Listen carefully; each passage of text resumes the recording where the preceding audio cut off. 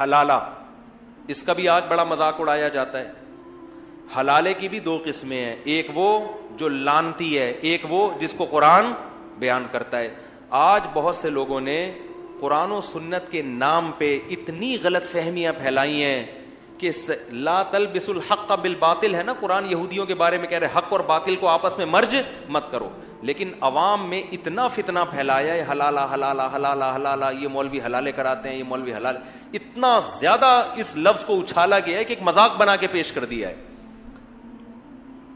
تو ان آیتوں میں اللہ نے حلالے کا کانسیپٹ بھی پیش کیا ہے کہ اگر مرد نے 3 طلاقیں دے دی ہیں، 3 طلاقیں دینے کے بعد عورت اب اس مرد سے دوبارہ نکاح نہیں کر سکتی. اسلام آپ کو طلاق کے لفظ سے کھیلنے کی اجازت ہی نہیں دیتا ہے، اس کو مذاق نہ بنایا جائے. تاکہ عدت گزرنے کے بعد عورت آزاد ہے. اللہ میاں کہتے ہیں اس کے علاوہ جہاں چاہے نکاح کرو، اس سے نہیں ہو سکتا نکاح تمہارا. اس میں کوئی بغیرتی ہے؟ لوگ کہتے ہیں نا حلالہ بغیرتی ہے. اس اسٹیپ میں کوئی بغیرتی کوئی شروع ہو رہی ہے؟ جہاں چاہے نکاح کرے. اس عورت نے کسی مرد سے نکاح کر لیا، کم سے کم 2 گواہوں کو پتا تھا. نکاح میں ویسے بھی 2 گواہ کیا ہوتے ہیں؟ کافی ہوتے ہیں. اگر کوئی پوری دنیا کو بتائے بغیر کسی مجبوری سے 2 گواہوں کی موجودگی میں چھپ کے نکاح کر رہا ہے، دوسری شادی میں اکثر 2 گواہ ہی ہوتے ہیں. ان کو پتا ہے 2 کے 4 ہو گئے نا تو 4 پورے محلے کو بتا کے پٹوا کے ہونے ہی نہیں دیں گے. گواہ جہاں آ گئے وہاں بغیرتی ختم. 2 بندے ہیں، پکڑا جاؤں گا تو بتا دوں گا بھائی یہ 2 میری شادی پہ کیا ہیں؟ گواہ ہیں. اگر کسی عورت نے 2 گواہوں کی موجودگی میں کسی مرد سے نکاح کر لیا تو یہ مرد اس کا شوہر ہے. اس شوہر کا اس عورت کے قریب آنا بغیرتی نہیں. یہ شوہر اس کے قریب آیا، اس سے ہم بستری کی، کوئی بغیرتی نہیں ہے. لوگ اس کو یہ تعبیر کرتے ہیں ایک کی بیوی دوسرے کے بستر کی زینت بن رہی. ابے اس کی بیوی ہے نہیں، یہ صحیح ہے نا، وہ تو طلاق دے دی، ختم ہو گیا اس کا رشتہ. ابھی اپنے شوہر کے گھر میں ہے. یہ ہم بستری کرنے کے بعد عورت کو یہ اختیار ہے کہ اسی کے ساتھ زندگی گزارے. اور جیسے حضرت جمیلہ کو اپنے شوہر پسند نہیں آئے، ان کا ارادہ تھا کہ میں شوہر بدل لوں، تو اگر اس عورت کو بھی خیال آتا ہے کہ بھائی میرا پہلے والا شوہر مجھے یاد آ رہا ہے، میرے چھوٹے چھوٹے بچے ہیں، اگر میں اس شوہر سے طلاق لے لوں اور میں پہلے والے سے نکاح کر لوں تو اس طلاق کے مطالبے میں بھی نہ کوئی بغیرتی ہے نہ کوئی شریعت کی طرف سے پابندی، کیونکہ اس طلاق کی بھی کوئی بیس ہے اور عورت اس پہ مجبور بھی نہیں ہے. بھائی اس کو کس نے کہا مجبور؟ نہ اس نے کوئی شوہر سے پہلے ایسا ایگریمنٹ کیا ہے. اگر وہ ایگریمنٹ کر لیتی تو یہ ناجائز ہو جاتا. نہ اس نے ایگریمنٹ کیا ہے، لیکن وہ چاہ رہی ہے کہ میں پہلے والے کے پاس چلی جاؤں. اور حدیث سے یہ بھی ثابت ہے، صحابیہ نبی کے پاس آئیں کہ میرے شوہر نے مجھے 3 طلاقیں دی تھیں، میں نے دوسرے شوہر سے نکاح کیا، لیکن دوسرا شوہر نامرد ہے، وہ مجھ سے ہم بستری نہیں کر پاتا، میں اپنے پہلے شوہر کے پاس جانا چاہتی ہوں، کیا میں طلاق لے کے جا سکتی ہوں؟ تو نبی نے تو یہ نہیں کہا، یہ تو تم بڑی بے شرمی کی معاذ اللہ بات کر رہی ہو، تم اس سے طلاق لے کے دوبارہ پہلے والے کے، یہ تو غیرت کے خلاف ہے. کوئی غیرت کے خلاف نہیں ہے. ان کو بھائی پہلا شوہر یاد آ رہا ہے، ان کو احساس ہو گیا غلطی میری تھی. تو اب یہاں اگر عورت اس دوسرے شوہر سے طلاق کا مطالبہ کرتی ہے، شوہر ہم نبی نے تو فرمایا نہیں جا سکتی کیونکہ میاں بیوی میں ریلیشن نہیں ہوا.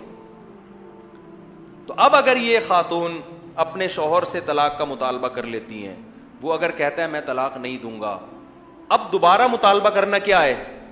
بغیرتی. جب وہ نہیں چھوڑنا چاہ رہا تو اس شوہر کا حق، ابے بھائی جس کے پاس رہتی ہے اس کا حق ہے، یہ پرانے والے کا حق ہے، جو رہ رہی ہے اس کا حق ہے نا. اب اس کو خوش رکھو، وہ دے دے تو اس کی مرضی ہے، نہیں دے تو بس صبر کرو.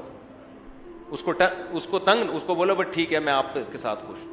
لیکن اگر وہ دے دیتا ہے، وہ کہتا ہے یار نہیں رہنا چاہتی تو میں کیوں رکھوں، تو اس میں بھی کوئی بغیرتی بولو نہیں ہے. پھر اگر یہ طلاق دیتے دوسرا دے دے، پھر یہ عدت گزارے، عدت گزارنے کے بعد ساری دنیا میں جس مرد سے چاہے یہ نکاح کرے، اس میں کوئی بغیرتی نہیں ہے. جب ساری دنیا میں جس مرد سے چاہے نکاح کرنے میں بغیرتی نہیں ہے تو اپنے بچوں کے باپ سے نکاح کرنے میں کیوں بغیرتی ہے؟